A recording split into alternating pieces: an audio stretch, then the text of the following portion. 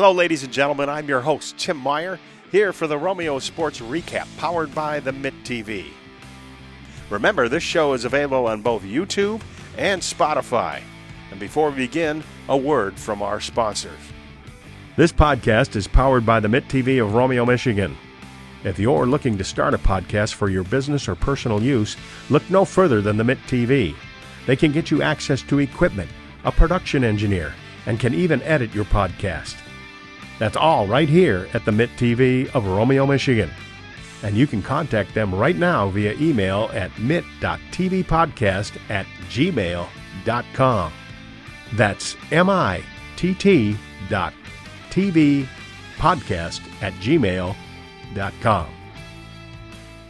Hello, ladies and gentlemen, and welcome to the Romeo Sports Recap Show. I'm Tim Meyer, and I'm here with varsity bowling coaches, Dennis Ganesh and Eric Cisco. And gentlemen, it's early in your season right now, but before we get started into that and talking about the team, kind of go and kind of review how bowling is set up for a varsity sport here. So our varsity sport for bowling, we have matches. We got, how many matches we got total? 10? 12. 12. We got 12 total matches. We're doing a jamboree type style. So we host 2 home games, and then we travel to all the other houses throughout the season. So everybody in the Mag Blue is currently at our house, and we just hosted one last night. It's a typical 30-point system type game. We have 2 bakers and we have 2 regular games, and all the points are adjusted based off of total scores shot if you win against your opponent and total pinfall in the end. So it's opposite of golf, really. So the more points you accumulate, you win. The less strokes you use in golf is right. Bowling's a high score deal. 30 out of 30 is what we always strive for. Okay. All right. Tell me a little bit about the season so far. It's early in the season, but kind of give me your thoughts on what your team's kind of shaping up to be like. Well, the season's going to be pretty busy. We have a lot of matches like Eric was talking. We've got tournaments coming up, so we got a lot of things going on. Hopefully they can perform well today. And one thing we did differently this year is Dennis had set us up for a lot more tournament type styles. Outside of our normal 12 matches that we do, there's a lot of different tournaments that go on a lot of different houses, and it gives these kids a bunch of experience bowling against not just people in their own division, but teams in like the MAC Red and the MAC White. These are like the premier type bowlers that have several players on their team. So does that put a lot of pressure on your more pressure in a tournament than a head-to-head, right? There's a ton more pressure, right? There's a lot of good bowlers. You'll see a lot of high scores. Mm-hmm. So you see all people watching the scoreboard the whole time. So this is kind of go ahead. I'll say the competition in these tournaments can be substantial. Okay, so this is similar to Ron LeBlanc of the girls basketball team, and would set up top teams in this first few games of the year. And, he knew that, he had a shot to win, but, these are very good teams with very good players. But in the long run, the way he looked at it was that it'd make them stronger come tournament time. You might be a little different situation, but I would think with a lot more tournaments, you're going to get a lot more stiffer competition. Oh, yeah, without a doubt. Like I said, we're playing anybody that wants to sign up for these tournaments. So it can be any of the divisions. And it just goes to show these kids that no matter how good they think they are, there can be someone better out there. And they got to take what Dennis and I teach them and show them and keep going over and over again that they got to apply what we tell them. Are they meeting your expectations this year as a team, or where are they falling short? Where do they need to improve? Well, so far, they're meeting expectations for the most part. They need to improve in their spare shooting, hitting their mark, hitting their targets, all the stuff that we practice. When they do go through and hit these tournaments and they do subpar, you could see it, but you could see them wheels turning, they're working on getting better. So we definitely got some improvements to do. And the big part about with these tournaments is their marathons. Like when we do our matches, it's 2 Baker games, 2 normal games. Mm-hmm. When we do these marathons, even to make the first cut, these guys are bowling 3 games. Every cut they make, they're bowling a lot of games. They're not just going to shoot 3 games in one day. They might have to bowl 6 games. Do you think that helps them to bowl more than less? Absolutely. Yeah, it helps with endurance, right? The more reps, bowling changes. It's not, the basket doesn't stay there all the time. So the lane and the oil breaks down. So every shot is different. Has there been any bowlers that have kind of broken through a little bit this year? Kind of, you had to step back and say, oh. Well. I would say yes. We had a JV tournament here just this past weekend, and we have one of our girls. Her name is Juliana. She was new to the program, I believe, last year, and she ended up placing second in the individual part of this, and she only missed first place by 8 pins. I've been working with her a lot on target practice. You got to hit your mark. You can't pull the ball 5-6 boards one way or the other, because if you do that, you're not going to hit what you want. And in this tournament, she was rolling over her mark pretty religiously, and she was shooting 150s, 160s, which is phenomenal for her. Better than me. Well, and some of that too. She put in a lot of extra work. You can tell the kids that are putting in the extra work out there. Yeah. We got a couple of JV guys that are coming up, so they're going to be nipping on the tail of some of these guys. Right. Just actually after one of our practice, Dennis here built a target thing. You put it over the lanes, and there's a rope that hangs on it. We put it right up by the marks, and we just asked the kids to hit it. And we did that all practice, and at the end of the practice, she had asked us if she could keep it. Used it. Okay, so and that extra work that she had put in significantly changed her game. Well, it's you get out of it what you put into it most times. That's about 90% true.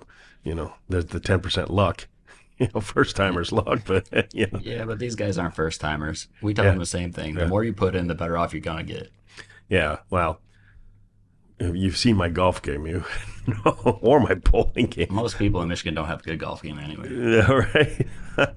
Who's kind of the best one out there for pressure situations that you've seen so far this year? Albeit it's early, but I would say on the girls, the one that sees the less pressure and doesn't bother her as much would be Annabelle. She's pretty consistent. It doesn't matter if she's missing her mark or makes a mistake. She just keeps trudging through it and trying to better herself for the next shot, and not worrying about the previous frame or making cuts or any other pressure that comes involved with it. That's pretty much forgetting your mistakes and just moving forward. Yep. Forget that last frame and go on. It's easier said than done sometimes, especially with the boys. They ride the emotions kind of high sometimes. Brody's been pretty good, Brody Ganich. We got a couple fellas, though, Ty Zimmer, Harry Simpson, a couple guys coming up. They're all getting better, and they're making their spares. And some of the pressure, you could tell a little bit, but they learn from their mistakes. What other, coaching techniques do you guys use that, when you see something or, there's, how they even just approach the foul line or their release, or what do you change on some of their stuff? Well, technically, when we're trying to teach these guys how to bowl, there's 5 different things they have to think about to release the ball. They got to think about their approach. They got to think about keeping the hand behind the ball. They got to think about hitting their mark, and there's a lot of things. We do try to individualize each kind of practice, and one of the kids' favorite practice things is no step or one step, which is a joke because they absolutely hate it. But it honestly teaches them how to keep their hand behind the ball, how to follow all the way through, not pull it and hit your target. What about the follow through? How important is that for these guys? If you're not following through and swinging your arm up, we always tell them, as you release your ball, you got to bring your hand up like you're doing a handshake. And if your handshake isn't right out in front of you, you're either punching to the person next to you or to the left of you. And as soon as they kind of pull it or loft it, the ball goes exactly where you release it, and they're just going to hit the left gutter or the right gutter. Yeah, but with all the things that we tell them, release, target, approach, stance, all the things that we want them to think about, we also don't want them to think. It's got to become a muscle memory thing. Mm-hmm. If you think too much, you become overthinking. If you overthink, you're going to make mistakes, and then you're going to get mad, and you're going to ride that roller coaster. As coaches, what shots frustrate you the most? I mean, what bowler goes up, they got 2 shots.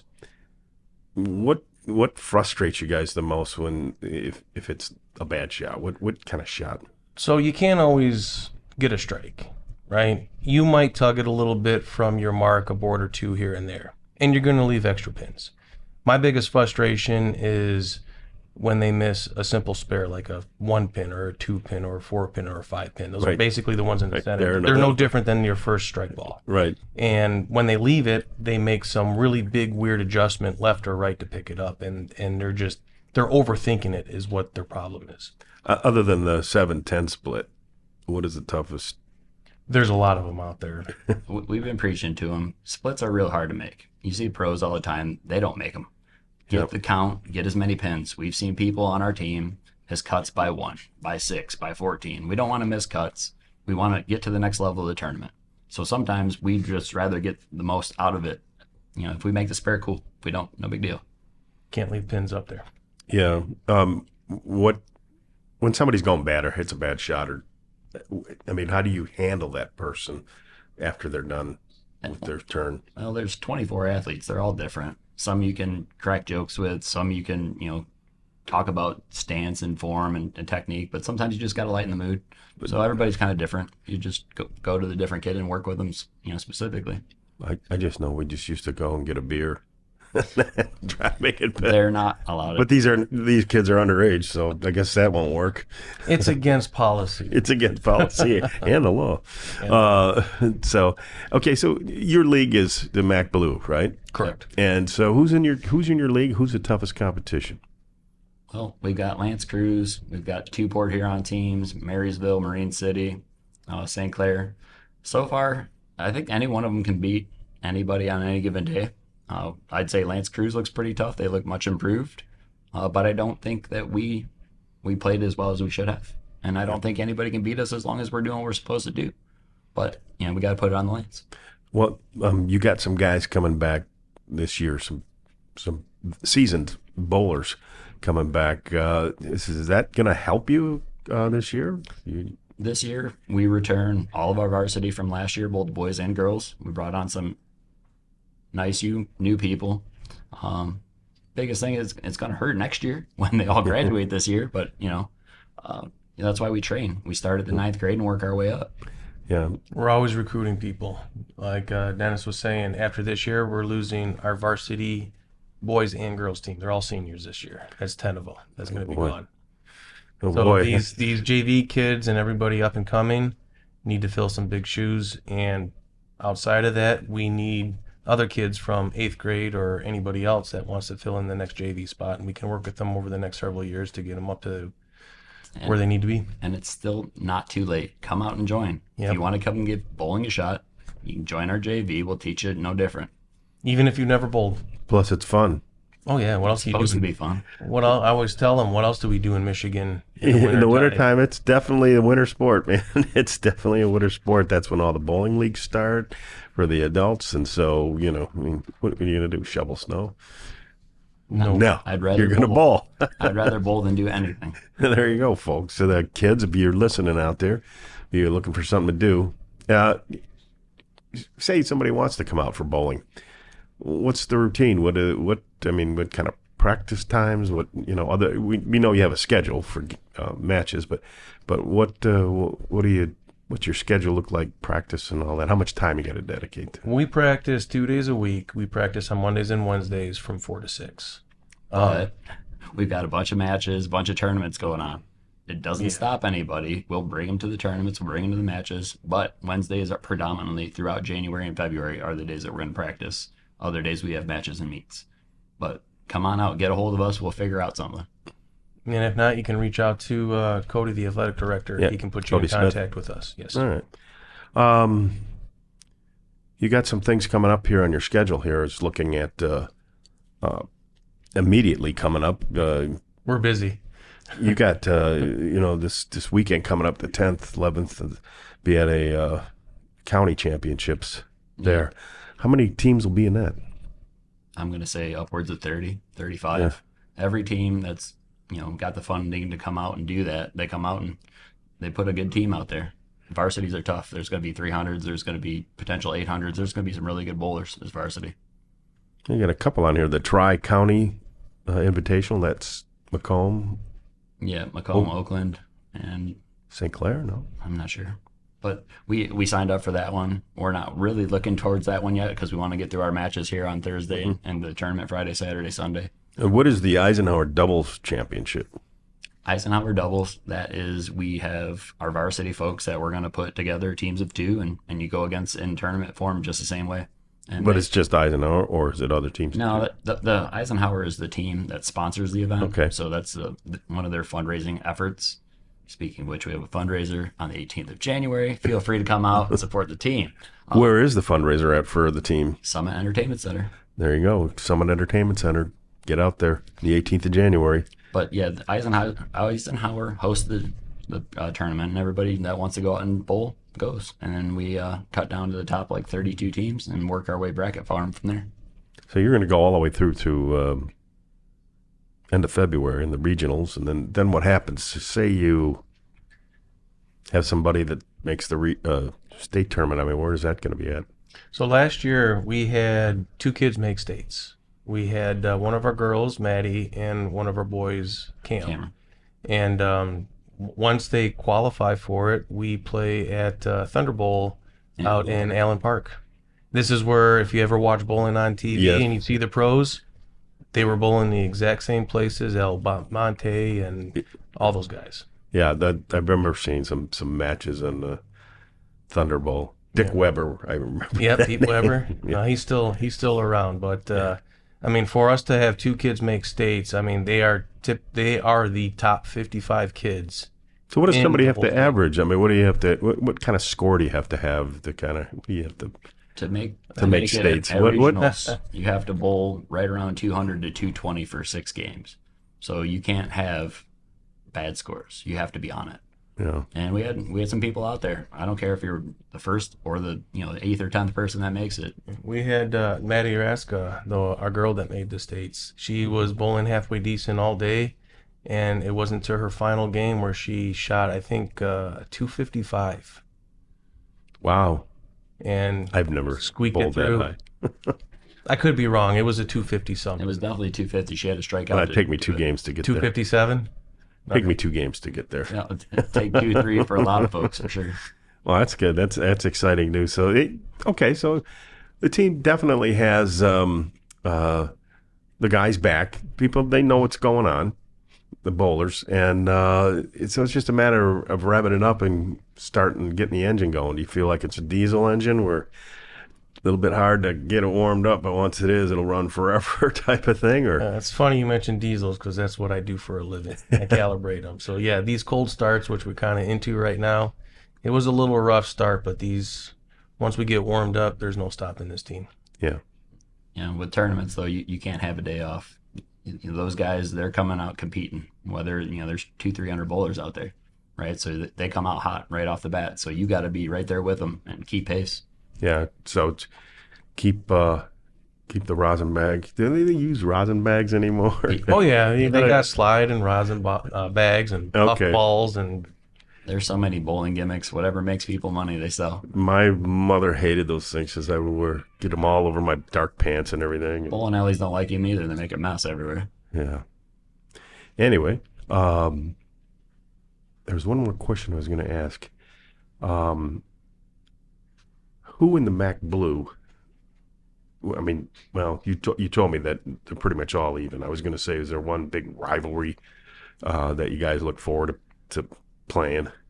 Well, I think for us last year, we got the hardest time from Marysville, so they were pretty tough for us, and we know the guys from Lance Cruz, so we go back and forth with those guys. So between Lance Cruz and Marysville, I think that's the biggest competition for the boys. Yep. Okay, gentlemen, January 18th at the Summit Bowl. Come on out and support the Romeo Varsity High School bowling team. That's number one. If you get a chance to get down to 5 Star Lanes in Troy, Michigan, you can see the Romeo Bulldogs in tournament play. Gentlemen, thanks for joining us here. Thanks for for having Romeo us. Sports Recap. And we'll be right back and talk to some of those bowlers right after this. Before we continue, here on the Romeo Sports Recap Show, a word from our sponsors. This podcast is powered by the Mitt TV of Romeo, Michigan. If you're looking to start a podcast for your business or personal use, look no further than the Mitt TV. They can get you access to equipment, a production engineer, and can even edit your podcast. That's all right here at the Mitt TV of Romeo, Michigan. And you can contact them right now via email at mitt.tvpodcast@gmail.com. That's mitt.tvpodcast@gmail.com. Now back to the show. I'm back with Romeo varsity bowlers Ty Zimmer and Caleb Grosjean. Hey. How you guys doing? All right? I'm doing really good. Good. Thanks for coming on the show here. Caleb, tell me a little bit how you got started with the bowling team and what made you get interested in coming out for the team. Oh man, I got interested in bowling at a really young age, 6 years old. I've been bowling ever since. Did tournaments before I even got onto the varsity team, anything like that. And then I got into high school and I saw someone sitting up on the cafeteria stage asking people to join the team because they need people. And I said, hey, why not? I've been doing this all my life. I can do it on a high school league. Why not? Yeah. Yeah. And then So you bowled in a lot of youth leagues and things like that? I bowled in, I was part of, I think it's USBC. Mm-hmm. Yeah. Part of that for a long time. And then just from there, I got onto the team and then I've been bowling ever since. Now, are you senior or? Yeah, I'm a senior now. You're senior, Yeah. okay. Ty, a little bit about how you got started. Basically, when I was like around 10 years old, I've been bowling in like the youth leagues at Summit, and another bowler on the team, Cam, he asked me if when I'm coming to high school. I said next year, and he said, you want to join the bowling team? I go, sure. I've been doing this for 4 years now. Why not? And yeah, that's really about it. When did you kind of find out that you may have had a knack for bowling, that hey, I'm not too bad at this? Well, my family's been bowling for as long as I've been alive, my grandparents and stuff, and my dad's been teaching me ever since I was like 5 years old. So it's just kind of natural for me to like just bowl. What's the toughest thing for you, Caleb, when you're out in a competition? What's the toughest part of the competition for you? The bowling aspect, honestly, it's just like the spares. The spares are always tough. I mean, like not always, but you get challenged sometimes, especially when you get a tough split on a good pocket break. It's always tough just looking at that, staring at that. And even if it's a 4-6, right? Right. You're just standing there, you're broken. You're like, why? But from like just any other standpoint, I'd say honestly, the environment gets kind of crazy sometimes. It gets really loud out there. Sometimes it's hard to concentrate really on what you're doing. Well, speaking of that, Ty, you're a freshman in there, and now that you've been in the environment a little bit, and as Caleb says, it became a bit, chaotic and noisy. And how do you maintain your concentration? I just focus on my shot. I just need to make a good shot and Put everything out of your mind. Yeah, I just like sometimes I try to sing a song in my head, and that's kind of helps me focus. Do you wish you could bowl with earphones in? Yeah. Oh yeah, always.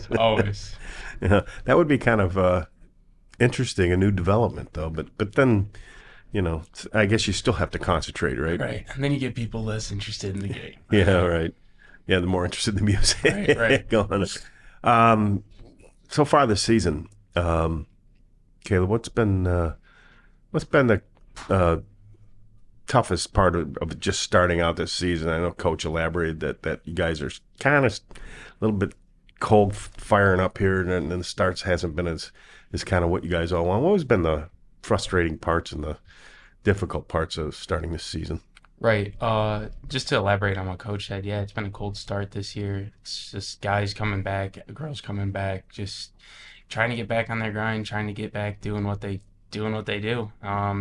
It seems like some days you have good people, they're doing great, they're rolling amazing, they're doing up high 200s, and then there's other people who are just rolling low on hundreds, and it's hard to maintain your score up in the high scores. I mean, like, it gets hard. If you see somebody out there that's in a groove and really looks like they're going to bowl 230, 250, in that game, and you're kind of struggling a little bit, what do you try to do to help support them? I mean, what you gotta do is you really just gotta tell yourself you're not out of the game yet. Like, it's the game's not bowled yet. You still got the game to bowl. You really just gotta tell yourself, you're there for your team and you're there for what you do, and you gotta perform. Do your best to lock in and just focus on what you're doing instead of what the other guy's doing. And Ty, what kind of a ball do you throw? Do you throw a hook? Do you throw a straight? I try to throw a hook. Yeah. Sometimes it doesn't really work out for me, just because my rotation's not all there. But yeah, I try to throw a hook. So it's a big hook that looks like it's going to be a gutter ball, and I wouldn't say that. It's more of a baby hook, but okay. Yeah, and what's the most frustrating thing for you when you're bowling? hits the pocket and leave a split. Bad break. Yeah. What yeah, that is one thing I could never figure out in bowling. Do you have all the technique and do everything right, hit the pocket, and there you go, 7-10 split, or maybe I one less ball rotation going Right. into it. It's all about like there's a perfect angle. I'm not sure about the exact number right now. I know coaches hounded it into us a million times, but I can't remember right now. There's a perfect angle your ball's supposed to walk into the pocket at. It's 60 degrees. 6. Oh, 6 degrees. 6 degrees. It's supposed to walk in the pocket at 6 degrees, and An engineer would know that. right, right, and like if it doesn't walk in at 6 degrees, anything can leave. It can leave anything. Anything's on the table. Yeah. And so far this season, Ty, what's been the toughest part of coming in as a freshman? Just focusing on like my shot. That's probably like the toughest part because I got other things that I got to worry about. What do you normally bowl? If we're just going to go out and have some fun and you're kicking my butt, what would you bowl? Like 170, 180. Yeah, you're kicking my butt. Yeah. How about you, Kayla? What do you strive for? Honestly, we're throwing on a hot shot. I'll throw anywhere between a 170 and 250. Well, depends if you're hot or not, right? Yeah, it all depends really. So what do you guys like to do when you're not bowling, Caleb? Hunting, I'm really into hunting, fishing, all that type of stuff. Trapping. Outdoor stuff, yeah. Trapping. How about you, Ty? Hunting. Hunting? And just focusing on the next tournament. Then- School, finish, like getting in grade So school. you're going to be in 10th grade next year. Yes, sir. How much do you think that's going to be an advantage for you coming in, already being on the varsity team? I think it'd be a little better advantage than like the freshmen that are coming in next year just because I have a little bit more experience. Yeah, and you'd be a sophomore, and it'd be almost like you're a junior or a senior, really.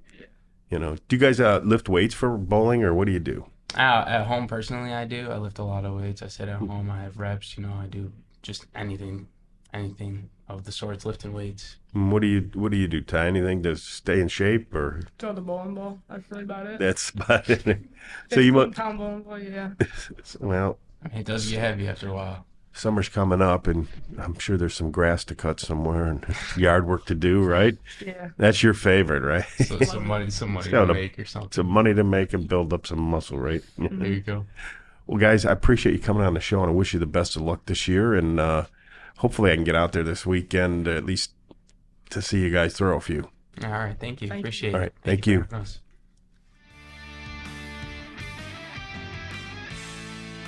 Before we continue, here on the Romeo Sports Recap Show, a word from our sponsors. This podcast is powered by the Mitt TV of Romeo, Michigan. If you're looking to start a podcast for your business or personal use, look no further than the Mitt TV.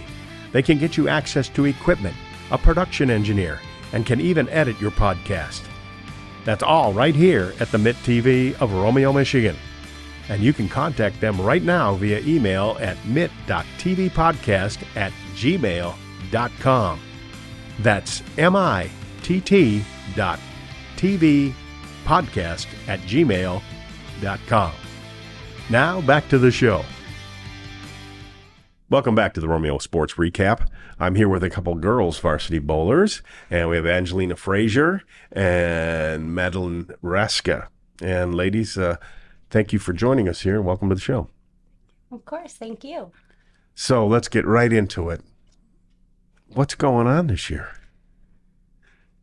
It's been pretty fun, honestly. For the girls' team, we kind of just strive to have fun and keep each other upbeat. We started a new thing with our coach's whiteboard where every strike or spare that we get to draw a little thing, bows and flowers, and then when we get a lucky split, we draw a little 4-leaf clover. Oh, So we have our ways of keeping us fun and happy, and because when some of our girls get sad or in their moods, we tend to go down in scores. Yeah, well, I had an opposite reaction. Bad shots, I throw stuff, so they made me quit. How about you? I feel like this season's been going it's been going good. Like we're still pretty early, so like I'm hoping for like improvement. We lost one of our varsity girls that's been with us the last couple years, and Why is that? What? she just didn't want to come back. She was kind of done. She didn't want to bowl anymore. Well, you don't need that on the team. Yeah. So it's been kind of fun seeing like the JV girls all try and come up and like who's like, gonna take the spot, and then they're all like kind of competing for it, which we didn't really have to deal with our first couple years because we only had just enough girls to bowl. So we never really had to compete with each other. So it's kind of fun to see them all like duking it out. Is it a healthy competition, or do you get really mean? No, it's no pretty one's healthy. No one's mean. Our team's kind of become like a family in a way. Like we all love each other and we look out for each other. If someone needs a ride or someone needs help with something, we're there for them. And it's kind of just become a fun environment and a place where you can let go, relax, and just kind of be yourself, I guess. Yeah, bowl and do what you're supposed to do. So, Amy, tell me a little bit about how you got started in bowling and why you're still interested.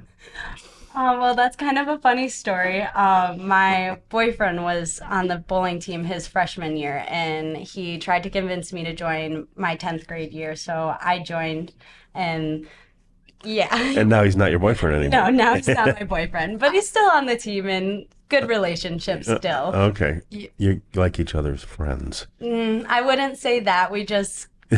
We're cordial with each other, if anything. It's an ugly breakaway. We got a story here. Madeline, how about you? How did you get started? I have the same story. So I was actually dating the coach's son. You have the same story as her? Story. And he actually told me not to join, but his friend really wanted me to join because we were in the lowest division, so they only got to verse one other team. So if we had a girls team, we could move up. And so I wrangled in a couple of my other friends, and I was like, guys, it's 2 hours to gossip twice a week. We can do it. And then we were all going to back out last minute. Not her, but the rest of us. But my one friend had already paid. So we were like, well, we can't just leave her. So we were all like, we're out of here. And then we paid, so we just like kept going with it. Well, if you told my wife that it's 2 hours of gossip a week, she would be right there. That's how I got a lot of our new recruits. I'm like, guys, it's gossiping. Like, you bowl, but it's gossiping. And, of course, coach has to deal with that. Yeah. They love it. They enjoy it so much. We give them a good crack. Yeah. Yeah, does he ever roll his eyes when he hears you girls? Like, Oh, yeah. 100%. Oh, yeah. There's sometimes they just walk away and they're like, I didn't hear that. Like, They turn around and walk. Yeah. Well, sometimes it's best to leave that alone and not poke the bear, if you know what I mean. yeah. What is your favorite? I would say, I was going to say, what's your favorite ice cream? That's not what I'm thinking of. I'm thinking about your matches and when you approach your favorite approach. So do you throw like a hook ball or? I throw a pretty powerful hook. Sometimes I overthrow it and I'll knock that 7-pin right off, or I'll go right into the gutter. But Does coach get mad when you go into the gutter? I get mad. I get a look. And what do you put on the whiteboard when you go into the gutter? A big G or what? Nothing. You just walk down with your head down. Okay. But I throw a decent hook. If you know the board, you would know, like, I throw out to around 15 board and then come back in around 10. So it's a decent hook, around every average hook bowler, I would guess. Yeah. Do you think that gives you an advantage when, that all that ball rotation, that spin that you have on the ball to make that hook, is that kind of give you a little bit of an advantage when you hit the pins? Yeah, it does. It definitely does. Sometimes it gives me more power behind it, or if I need a 7-pin, I can put a little more rotation on it, or I know what I need to do. So it's not as hard for me, at least, to get a pin for like some of our newer girls. Like Ty was saying earlier, he doesn't really have that rotation on his ball, so you have to come all the way over and you have to try to hit that 7-pin. So it definitely does give a slight advantage to be able to hook your ball that much. And how do you play it when you've got like a 10-pin out there, right on the end there to make that spare?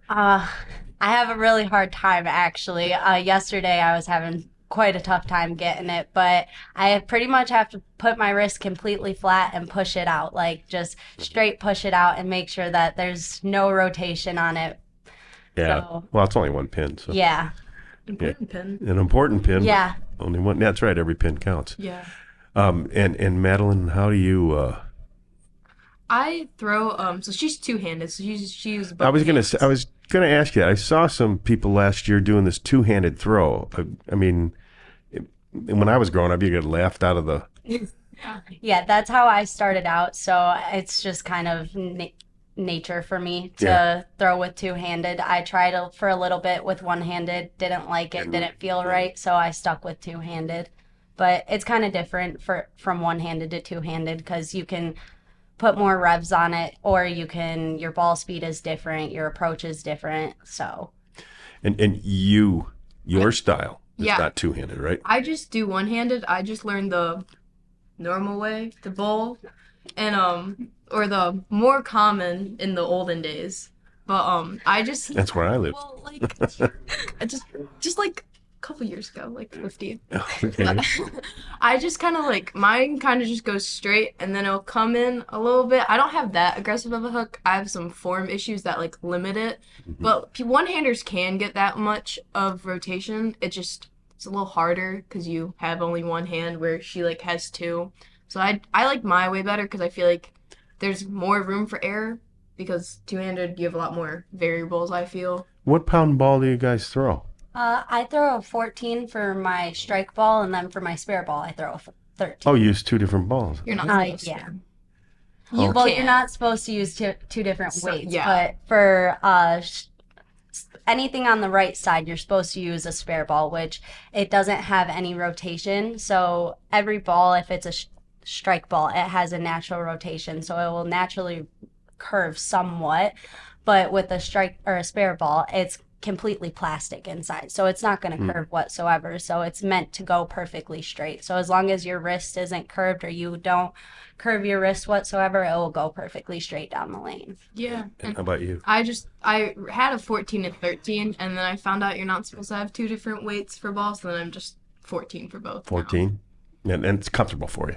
Yeah, I was like, if I go up to 15, I'm gonna have to go to the gym a lot more, and I'm like, I don't have time with that. And Well, there's no bowling. gossiping in the gym. I'll tell you that right now. No, so I was like, I'll just stay at 14, so that way I don't have to buy 3 new balls, and I don't have to buy 2. Okay.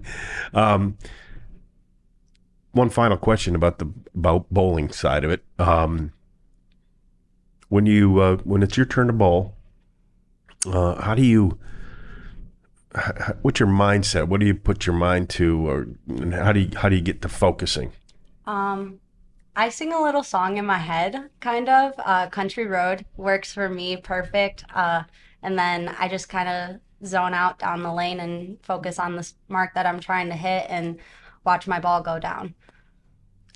I have like 2 different ways. It depends on my mindset. If I'm like happy and cheerful, I'll just think nothing. Like I try to tune out all my thoughts. I'll just like focus. And if I'm bowling bad, I'm up there saying like, don't be a failure. Like you better make this or you're like walking home. So I do like bad psychology, which you're really not supposed to do. It doesn't work well. Negative motivation is Yeah, that kind it's of? basically what I do. And it doesn't work well. Don't recommend. Yeah, don't recommend. When I'm like starting off and I haven't done bad yet, I'll just try to do blank. I'll take some like deep breaths, just like focus in. Because if I don't, I'll see people walk and then I'll throw bad. Like if I see someone throw a gutter, I'll throw a gutter, and it's bad. That's bad. It is bad. Monkey see, monkey do. Yeah, Basically, we definitely don't want that. You don't want that because you're not going to score with not hitting any pin. No. I know that much about bowling. You got the whole season really kind of ahead of you. What do you if you were looking into your crystal balls there? What do you foresee for the girls' side of the team? Honestly, we just look forward to having a lot of fun and just playing out the rest of the season. At least on my side, it's my last year and I just want to have fun and come here and bowl. Like it's what we come to do and win some trophies and Trophies. take some titles, I Yeah, guess. there you go. and make it to states this year. Have Yeah. everyone make it to states. I've already been to states as an individual. I was one of the 2 bowlers, so I've already experienced that. My one goal was to make it like as a team because I feel like that would be really cool to have everyone there and experience it. But I kind of just really want to win our MAC again. Like last year we had 1 loss and we were able to still win. So as long as we just if we like win out the season, we can win our MAC again, which I feel like would be really good, or at least win our MAC tournament like we did last year. I feel like that would be that'd be fun. fun. Yeah. I'd get more medals. That's you know? good. That's a good deal. That's a good deal. Well, ladies, what do you guys like to do when you're not bowling? Honestly, I usually just work or hang out at home with my mom and dad. Okay. My life's not very eventful right It's now. boyfriend, you broke up. Yeah. That's not very eventful. How about you, Madeline? So before this year I had played 2 other sports. So I had played softball, so I was like 3-season athlete, and I played volleyball, so I was doing that. I was doing bowling and volleyball. But then this year I was like, I'm not gonna do that. Senior year, I'm gonna take it easy. So I do that, and then besides that I work at our bowling alley. It's really convenient That is because convenient. if I gotta go, I'll just go after work, I'll go before work, and it's just I get like perks because I work there, so it's just nice. That's a cool thing. Yeah. Well, ladies, we wish you much success of bowling this year and the rest of the season, the whole season in front of you. And thanks for coming on the show. Thank you. Thank you. Thank you for joining us here on the Romeo Sports Recap. For the Mitt TV, I'm Tim Meyer saying we'll see you next time right here on the Romeo Sports Recap. Good night. Thank you, ladies and gentlemen, for tuning in to this episode of the Romeo Sports Recap Show, powered by the Mitt TV. Remember, this show is available on both YouTube and Spotify. You can subscribe to the Mitt TV YouTube page and click the notification bell to stay up to date on the latest episodes of the Romeo Sports Recap. Or you can find us on Spotify and follow our podcast, Romeo Sports Recap. From the Mitt TV, I'm Tim Meyer, signing off with a final word from our sponsors. This podcast is powered by the Mitt TV of Romeo, Michigan. If you're looking to start a podcast for your business or personal use, look no further than the Mitt TV. They can get you access to equipment, a production engineer, and can even edit your podcast. That's all right here at the Mitt TV of Romeo, Michigan. And you can contact them right now via email at mitt.tvpodcast@gmail.com.